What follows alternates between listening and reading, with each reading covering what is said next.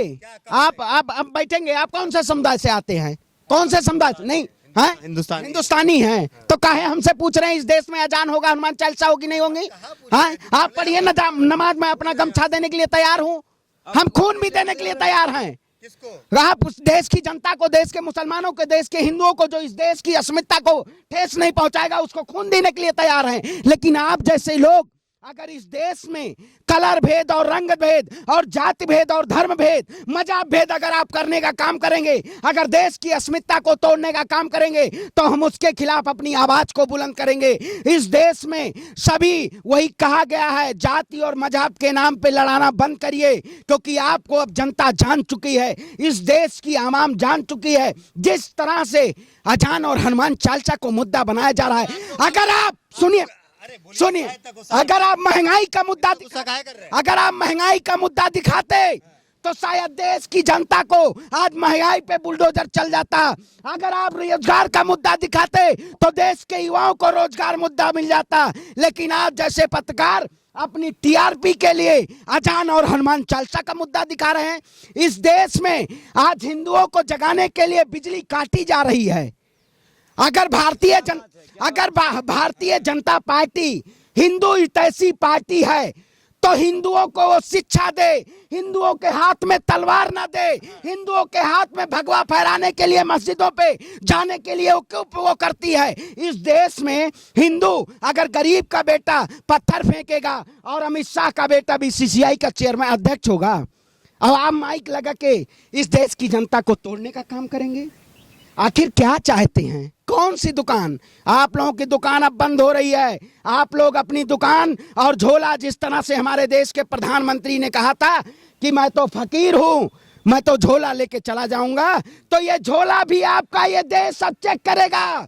आप यूरोप गए हैं, इस देश की जनता जब आप आएंगे तो आपके झोले में भी चेक करेगा कि देश का प्रधानमंत्री हमारे देश की कौन सी संपत्ति को बेच के आया है। देश का एक ऐसा प्रधानमंत्री जो इस देश को रेल बेचा, घेल बेचा, बेल बेचा, सब चीज बेचने का काम किया, सब तेल, देश की जनता का खून भी बेचने का काम किया। इस देश का ऐसा प्रधानमंत्री जो वाकई में इस देश की जनता के लिए नहीं है, इस देश की आवाम के लिए नहीं है, ये कॉर्पोरेट तंत्र की सरकार है। और अजान और हनुमान चालीसा का देश में मुद्दा नहीं चलेगा। देश में विकास, डेवलपमेंट, शिक्षा का मुद्दा चलेगा। और जो अजान बंद करवाने की बात करेगा उसको मैं चैलेंज देता हूं कि इस देश में अजान और हनुमान चालीसा दोनों होगी। अगर आप हमारी अस्मिता को ठेस पहुंचाएंगे तो हम आपको मुंहतोड़ जवाब देने का काम करेंगे। अजान की आवाज कम होगी? नहीं, क्यों कम होगी? नहीं, क्यों कम होगी? इस देश दोनों, ठाकरे कह रहे, अरे राज ठाकरे कौन होता है? राज ठाकरे हिंदुस्तान है, हैं? राज ठाकरे हिंदुस्तान है। आप क्या चोला पहन के इस देश को बेचने के लिए आप हिंदू हृदय सम्राट क्यों अपने आप को कहते हैं? बजरंग मुनि हिंदू हृदय सम्राट है, साची महाराज हिंदू हृदय सम्राट हैं। क्या किसको कह रहे हैं हिंदू हृदय सम्राट? जो कि यूपी बिहार पे भेदभाव करता था। अगर वो हिंदू हृदय सम्राट है तो वो क्या यूपी पे? आखिरी सवाल करते हैं, बहुत बहस कर लिए हम, आखिरी सवाल आप दोनों से है।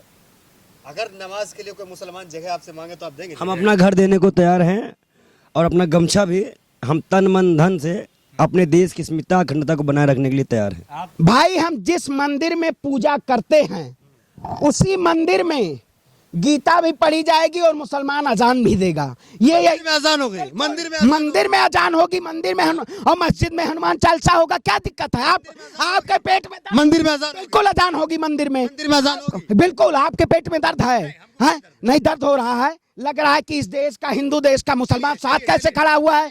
जिस तरह से सुनिए, झोला पैक हो रहा है आपका। क्या इतने देर तक आपकी दुकान थी? नहीं, इतने देर तक तो वही चीज है। दुकान जो लोग जैसे इस देश में हिंदू के ठेकेदार बने हुए हैं, वैसे कुछ लोग पत्रकारों के भी ठेकेदार बने हुए हैं। तो इस देश में मंदिरों में, मस्जिदों में गीता, कुरान सब पढ़ा जाएगा, लेकिन राज ठाकरे जैसे, नवनीत राणा जैसे, इन जैसे जो बहुरूपीय लोग हैं, इनका चोला झोला पैक होगा और चोला इनको देश की अखंडता और देश की संप्रभुता को मिटाने के लिए इनको सलाखों के पीछे भेजा जाए। किस देश में आईपीएल हिंदुओं के ठेकेदारों का चल रहा है?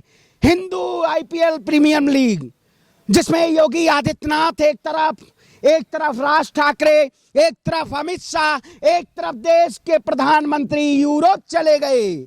आखिर इस देश में जब कोरोना संकट आता है, कोयला संकट आता है, तब देश के प्रधानमंत्री यूरोप चले जाते हैं। जब देश में ऑक्सीजन का संकट आता है, तब प्रधानमंत्री जी ब्रिटेन चले जाने। अजान भी होगी, बिल्कुल अजान। अरे कैसे आवाज बंद सुनिए, कैसे राज ठाकरे बंद करवाएंगे? ये हिंदू मुसलमान के नाम पे इस देश में जो राजनीतिक सियासत कर रहे हैं, इन लोगों की अब दुकान बंद होगी। ये हम बंद कराएंगे। अच्छा, हम इस देश की जनता हैं। जो लोग हिंदू मुसलमान के नाम पे, जो लोग इस देश में नफरत फैलाने का काम करेंगे, हम वही लोग हैं। आप फैला रहे हैं नफरत। हम काहे फैलाएंगे? हम गांधीवादी को मानने वाले लोग हैं। रघुपति राघव राजा राम, पति पतावन सीताराम, ईश्वर अल्लाह तेरे नाम, सबको सम्मत दे भगवान। आप पत्रकारों को भी शुद्ध बुद्धि में रहने की जरूरत है, क्योंकि आप इस देश की जनता के लिए सबसे बड़े आतंकवादी हैं। अगर आप बताइए, इस देश में हिंदू अगर खतरे में होता, नहीं सुनिए, चलिए ठीक है, आप मान लीजिए कि आप भी नेता हैं, आप भी नेता हैं, मान लीजिए कि आप भी नेता है। मेरी बात सुनिए, राज ठाकरे ने, मुसलमान भी हिंदुस्तान का ही है, मान लीजिए ना आप। नहीं मान लीजिए, है ना? हाँ, तो क्यों तोड़ने का काम कर रहे हैं? क्यों तोड़ने का काम कर रहे हैं अजान और हनुमान चालीसा के नाम पे?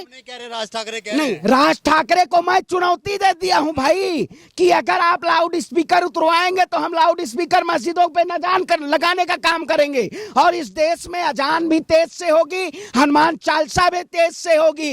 लेकिन ये जो नफरती और चिंटू जो लोग बैठे हुए हैं, ये अपराधनाथ के शासनकाल में जिस तरह से इस देश के लोकतंत्र को ये भारतीय जनता पार्टी, नारंगी, संघी, बजरंगी, इन जैसे लोग इस देश की अस्मिता को तोड़ने का काम कर रहे हैं। और कुछ पत्रकार भी हैं जो आतंकवादी का रूप धारण किए हुए हैं, आतंकवादी का चोला पहने हुए हैं कुछ पत्रकार, क्योंकि उनको इस देश में प्यार, अमन, चैन नहीं दिखाई दे रहा है। ईद का त्योहार है, हम तो भाई आज जमा मस्जिद से भी निकलेंगे, हम तो ईद भी मनाएंगे, रामनवमी भी बनाएंगे। लेकिन ये दुकान, इन जैसे शासनकाल में बैठे हुए राज ठाकरे जैसे लोग, नवनीत राणा जैसे लोग, साध्वी प्रज्ञा जैसे लोग, साक्षी महाराज जैसे लोग, बजरंग मुनि जैसे लोग, जो ये भगवा पहन के इस देश में चोला पहन के तांडव करने का काम कर रहे हैं, इनकी दुकान बंद करवाने का अब समय आ। चैलेंज कर रहे हैं राज ठाकरे को। चैलेंज कर रहा हूं राज ठाकरे को। मैंने बहुत पहले चैलेंज कर दिया है कि राज ठाकरे, अगर आप लाउड स्पीकर उतरवाएंगे तो हम लाउड स्पीकर लगाने का काम करेंगे।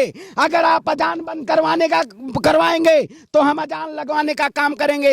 लेकिन ये शायद सरकार महंगाई पे बात नहीं करेगी, ये सरकार देश में शिक्षा पे बात नहीं करेगी, ये सरकार देश में स्वास्थ्य पे बात नहीं करेगी। भारतीय जनता पार्टी इस देश की अस्मिता को ठेस में पहुंचाना चाहती है। लेकिन पत्रकार महोदय, मैं आपको बता, लोग हैं हिंदू के दुश्मन, हैं? सबसे बड़ा हिंदू का दुश्मन, सबसे लोग हैं, सबसे बड़ा हिंदुओं का दुश्मन जो हिंदू हितैषी कहते हैं, सबसे बड़े हिंदुओं के दुश्मन वही हैं। भारतीय जनता, मुसलमान के समर्थन में बात करेंगे आप। भारतीय जनता पार्टी इस देश में नफरत के नाम पे हिंदू मुसलमान करवा के इस देश की जनता को गुमराह करके अपनी सत्ता की रोटी सेकना चाहती है। लेकिन हम इस देश की जनता के लिए हमेशा खड़े हैं और सच्चाई के लिए हिंदू, मुसलमान, सिख, ईसाई सबकी एक। आपने बोला कि अगर अजान को बंद किया जाएगा तो हम अजान को चालू करेंगे, ये सरवन पांडे ने कहा है। आप बंद करवाएंगे अजान? नहीं, राज ठाकरे कह रहे हैं ना, राज ठाकरे कह रहे हैं। कौन है राज ठाकरे? है ना, मुंबई के हैं। इस देश में नहीं बंद होगा। अगर आप माइक अपना बंद कर लीजिए, ये जो भोंपू लेके चल रहे हैं इसको रख दीजिए अपनी दुकान में। आप जैसे लोग, आप सच्चे हिंदू हैं? सच्चे हिंदू सर्टिफिकेट देने आए हो क्या? नहीं, हम पूछ रहे हैं, सर्टिफिकेट दे रहे हो आप? सच्चे हिंदू क्या होता है? सच्चा हिंदू क्या हो?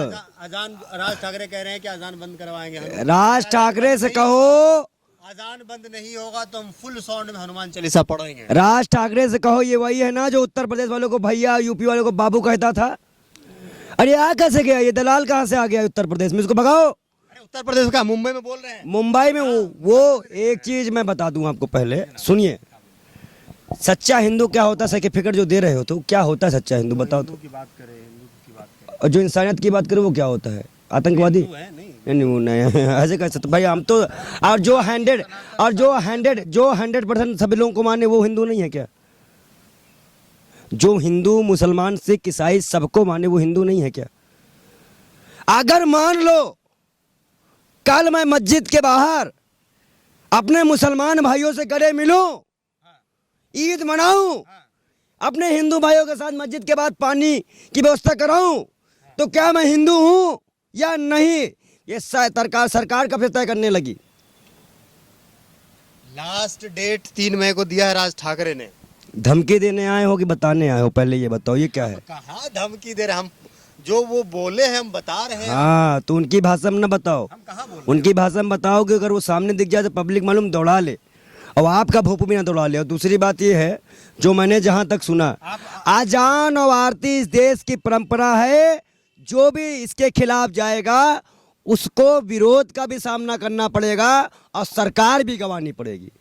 हम धर्म के मसले में किसी भी सरकार का इंटरफेरेंस नहीं मानेंगे। धर्म चलाने के लिए मौलाना पंडित बैठे हैं, मुख्यमंत्री प्रधानमंत्री तय ना करेंगे क्या होगा, बस हम तय करेंगे कि इस देश में क्या होगा। ये देश हमारा है और देश की पुलिस हम लोग का साथ दे, बराबरी का। राज ठाकरे का देश है तो राज ठाकरे मुंबई में रहे ना, उनको क्यों प्रॉब्लम है मुसलमानों से? अब महाराष्ट्र में जब वो जीतते थे 2-1 सीट, क्या मुस्लिम वोट नहीं देता था उनको? सबसे बड़ी बात ये है। और वो हिंदू मुसलमान का ये राइट कहाँ से आ गया कि हिंदू हो गया, मुसलमान हो गया, सिख हो गया? आप बताइए पंजाब में क्या कहेंगे आप जब हिंदुओं को मारा गया? कहाँ गई भाजपा, कहाँ गई आम आदमी पार्टी? ये दलालों को आप ठेकेदारी संभाल देते हैं, तो मत संभालिए।